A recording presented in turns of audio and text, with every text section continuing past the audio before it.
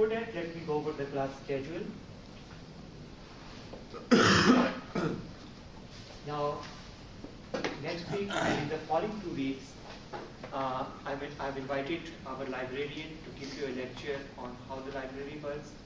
And if you want to find out the resources from the library, what could be the possible ways. She will also talk about different online databases which are available to you, and you can use them to download books and articles. So next Wednesday at 4 o'clock, we will meet in the LADC library. All of you know where it is located? In the which library? LADC, CADC library. Gotcha. It is in Dudley Hall, B6. So we will meet there at 4 o'clock. She will show you the library. And after that, we will come back to the class and attend the rest of the lecture. Today, I have also invited a student who is currently doing graduate studies in our design build program, Eric Baker. Eric joined our study abroad trip, I think in 2008 to China. So he will talk about his experiences in China, and I asked him to give you some recommendations how you can spend your free time in Beijing and Shanghai.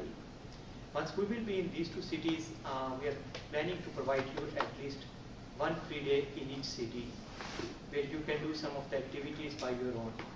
So we will provide you some of the ideas and also how to spend the evening hours, some of the information about food and so on. So he will be here with us around 5 o'clock. From next week, we will also have student presentations on different cities. James and Shelby are going to make presentation on Beijing. Now, whenever you prepare your presentation, there are few things you need to focus on. First of all, provide some basic information about that city. For example, where in that particular country that city is located, its population, size, some of the unique features. Then you can talk about the historical buildings in that city as well as some of the new construction projects. And if there is anything unique about that city, you can also talk about. Then you may discuss about transportation in that city. For example, once we will be there, what should be our preferable transportation route? And anything else, for example, any great restaurants in that city or any other places you would like to visit. So altogether, it should be 20 to 25 minutes presentation.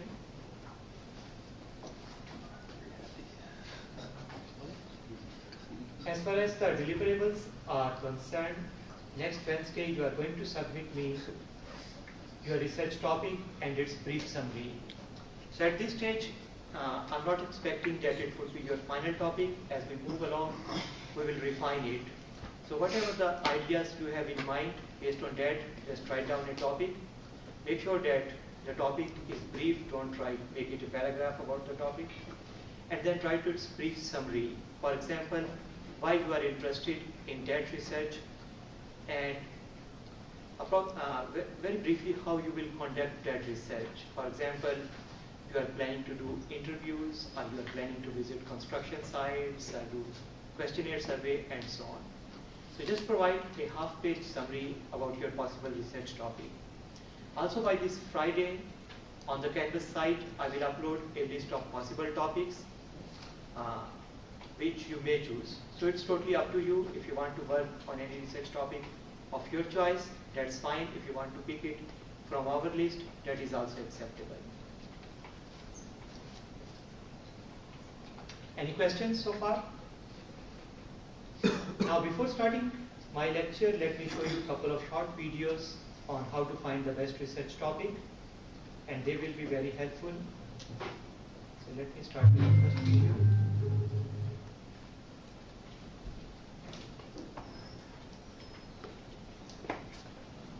Hi, I'm John Shaw. In this video, you're going to learn the best way to choose a research topic. Now, you probably already know that choosing a good topic is very, very important, because if you get a bad topic, it can slow things right down and cause all kinds of headaches. On the other hand, if you find a good topic to write on, your research can progress very quickly, and your research can be a very enjoyable experience. So what I'd like to do is start off by talking about the challenges that you face when you go to choose a research topic. Because most students don't understand how difficult choosing a good topic really is. Now the first piece of bad news is that in high school you never really had any practice at finding good research topics. Because the paper you wrote in high school really weren't research papers. They merely summarized existing knowledge on a topic. Now in higher education, there's a very important distinction between existing knowledge and new knowledge. Existing knowledge is what we currently know about a topic, and in your classes you spend time focusing primarily on existing knowledge, and in your exams or studying for exams you try to memorize as much existing knowledge as you can. But in your papers, when you're free to pursue a topic of your own choice and write a research paper on it, you should be pursuing new knowledge as opposed to summarizing existing knowledge. And a good analogy that illustrates this is the analogy of the jigsaw puzzle. With a jigsaw puzzle, you have gaps. As you can see, there are 2 gaps in this puzzle.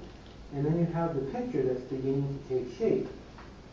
And as you work on the puzzle, you're supposed to focus on the gaps, because it's filling in the gaps that is really what your goal is. And in the same way, in research, your goal is to fill in the gaps in our knowledge on the topic that you happen to be interested in.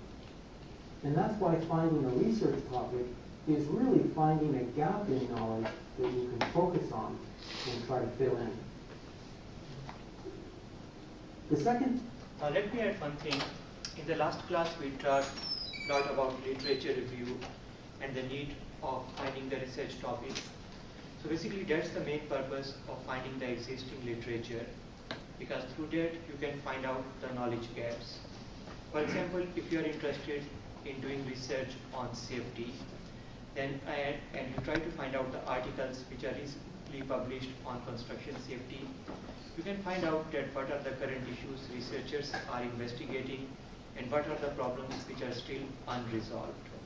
So that's why whenever you want to pick a topic, it is very, very important for you to go and find out the literature on that topic and use it as to develop your knowledge base. Piece of bad news is that finding a knowledge gap is really quite hard. Finding the gaps in the puzzle is easy. You just look at the puzzle and the gaps jump out at you. But finding the gaps in our knowledge of a topic is hard because you have to do a lot of reading with a critical eye. That's the only way you're going to be able to tell where the authors fell short in some way, not interpreting the evidence correctly or not digging deep enough or whatever the shortcoming is. You have to do a lot of work just to find a research topic. So it's not like in high school where you don't know anything about a topic, but you choose the topic anyway and then begin to learn about it. When you're doing research, you have to know a great deal about the topic area before you can spot the gaps in that topic. And that's why it's very hard. The third piece of bad news is that you don't have time to do this. During the semester, you have 3 months or less in which to find your topic, do the research, write your paper, format the citations and all of that. But it's going to take 3 months just to find a topic if you do it properly. If you do all of that reading to find a gap in knowledge. But you just don't have time.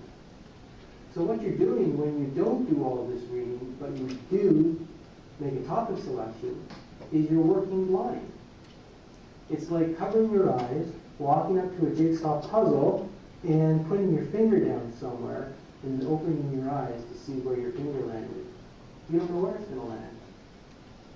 It could land on one of the pieces that's already in place, in which case you're kind of like the high school student who's just doing a summary of the topic, and the paper is really not a research paper, it's just a paper that summarizes existing knowledge.